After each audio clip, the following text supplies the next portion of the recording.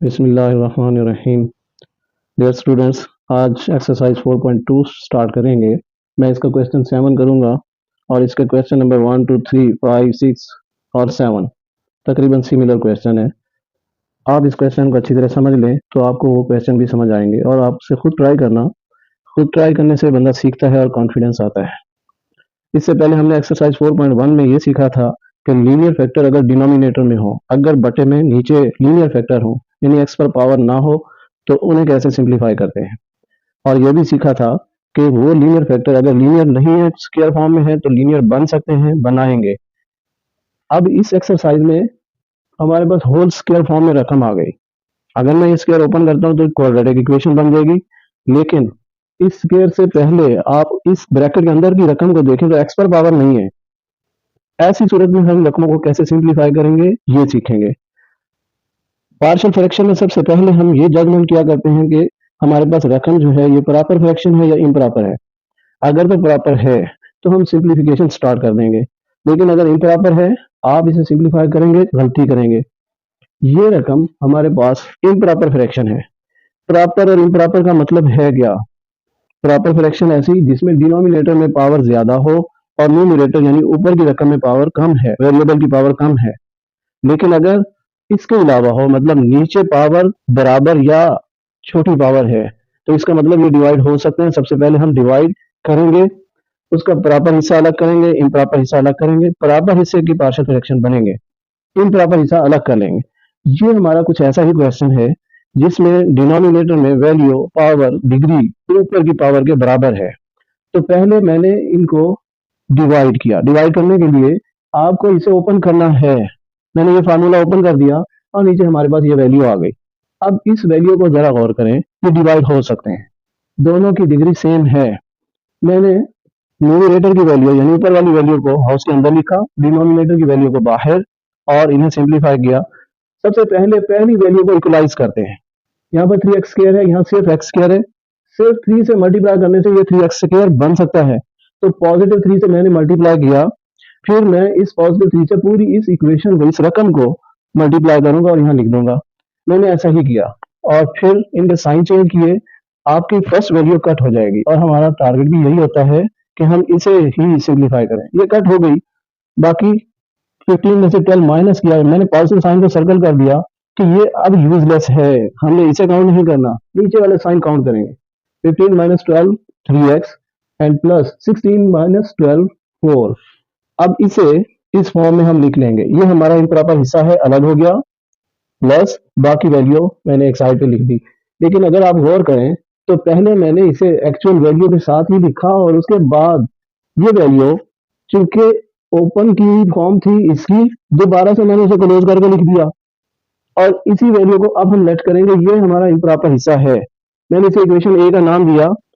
उसकी रीजन कि हमने जब ये हिस्सा हल कर लेना है तो आंसर इसी इक्वेशन में पुट करेंगे। मतलब हमारे आंसर में एक्चुअल क्वेश्चन इस साइड पे होगा, प्रॉपर हिस्सा, इम्प्रॉपर हिस्सा जो हमने अलग किया ये भी होगा, और इम्प्रॉपर प्रॉपर हिस्सा जो हमने सिंप्लीफाई कर लिया उसका सोल्यूशन यहाँ पुट करेंगे। तो ये हमारा फाइनल आंसर होगा। तो इसमें से ये प्रॉपर हिस्सा हम सिंप्लीफाई करेंगे। इसे सिंप्लीफाई करने का तरीका कि जितनी पावर है हम उतने कांस्टेंट लिख लेंगे। मतलब a over x plus 2 and plus b over x plus 2 का स्क्वायर। ये 2 पावर थी, पहले मैंने इसकी 1 पावर लिखी, फिर 2, और अगर यहाँ 3 पावर होती तो मैं इसके बाद 3 पावर भी लिखता। लेकिन ऊपर के कांस्टेंट जरा गौर करें, इस x की पावर के हिसाब से हैं। यहाँ पर 1 पावर है तो एक कांस्टेंट, इधर भी 1 पावर है तो एक ही कांस्टेंट।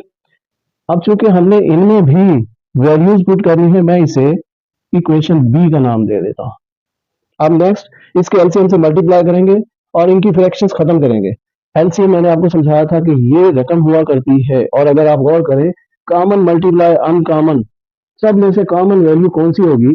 ये x प्लस 2 का होल स्क्वायर, ये x प्लस 2 का होल स्क्वायर एक बार लिख लेंगे, और उसके बाद x प्लस 2 यहाँ भी मौजूद है। इसके अंदर x प्लस 2 2 बार मौजूद है, 2 पावर है, इट मीन के एक बार तो ये कॉमन सब में से आ जाएगा, और ये दो वैल्यूज इस दो वैल्यूज के साथ कॉमन। तो आपके पास x प्लस 2 का होल स्क्वायर ये एलसीएम है।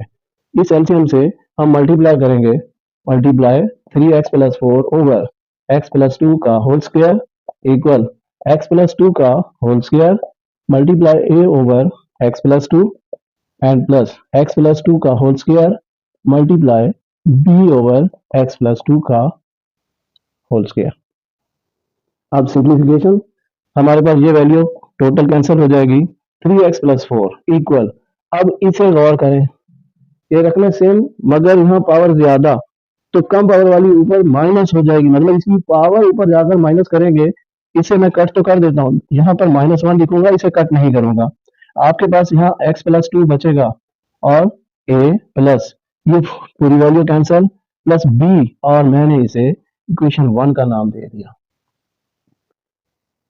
हम इन दो में से एक वैल्यू को तो जीरो पुट करके फाइंड करेंगे और मैंने आपको समझाया था कि जहां पर ज्यादा पावर होगी आप उसे जीरो पुट कर लें, आपके पास वही कांस्टेंट आ जाएगा। तो यहाँ लिख देंगे और हमें एक वैल्यू कंपेयरिंग कोएफिशिएंट से भी फाइंड करनी है, तो आप इसे नेक्स्ट भी परफॉर्म करें, एक और इक्वेशन बना लें 3x+4 is equal ax plus 2a and plus b, ये आपकी सेकंड इक्वेशन। आप फर्स्ट इक्वेशन में x+2 का होल स्क्वायर जीरो पुट करें, पुट x+2 का whole square equal zero, then x+2 भी इक्वल जीरो हो जाएगा और x इक्वल हो जाएगा -2 इन इक्वेशन 1। फर्स्ट इक्वेशन में हम ये चीज पुट करेंगे, फर्स्ट इक्वेशन ये है, आपको फर्स्ट इक्वेशन दोबारा से लिखने की जरूरत नहीं है, सिर्फ इक्वेशन का हवाला दे दिया, आप उसमें वैल्यूज पुट करके लिखेंगे 3 इंटू एक्स की वैल्यू -2 प्लस 4 इक्वल, क्योंकि x+2 सारा हमने जीरो पुट किया तो 0 into a and plus b as it, और ये -6 प्लस 4 इक्वल 0 प्लस बी, ये तो बी आएगा और ये हमारे पास -2, तो बी की वैल्यू हमारे पास -2 आ गई। मैं इस वैल्यू को एक साइड में लिख लेता हूँ, बी इज इक्वल टू -2। अब नेक्स्ट वैल्यू के लिए हमें इस इक्वेशन से कंपेयरिंग कोएफिशिएंट्स करेंगे, मैं इसे रेज कर देता हूँ। इसके बाद कंपेयरिंग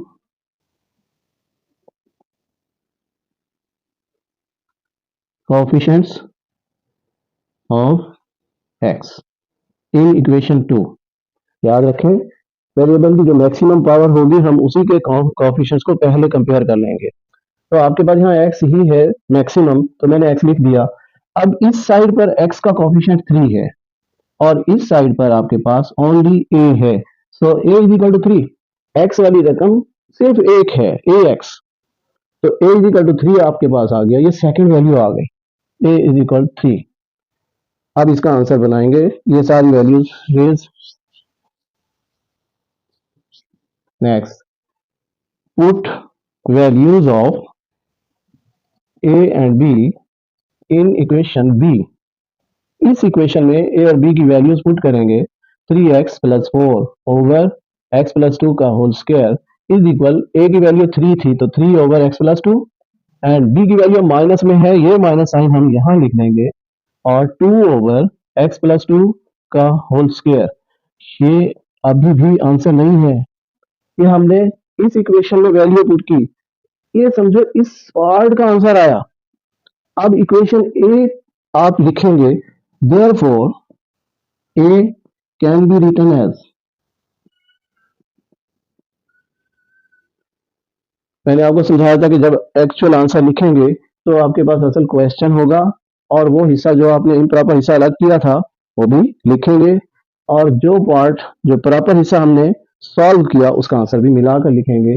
तो अब आपका आंसर क्या बनेगा, क्वेश्चन लिखेंगे 3x² plus 15x plus 16 over x+2 का whole square is equal 3 plus 3 over x+2 and minus 2 over x+2 का होल स्क्वायर,